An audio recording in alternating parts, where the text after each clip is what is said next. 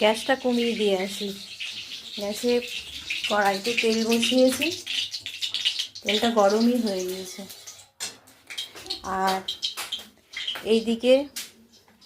এইদিকে বেগুনের ঘন্ট করব।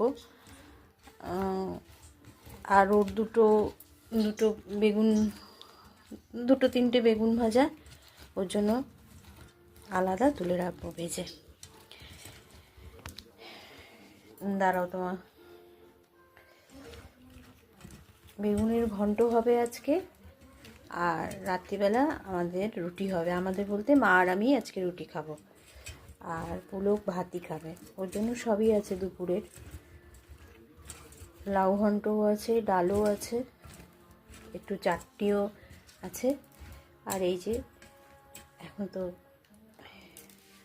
ওর জন্য 3-4টে বেগুন ভেজে দেবো।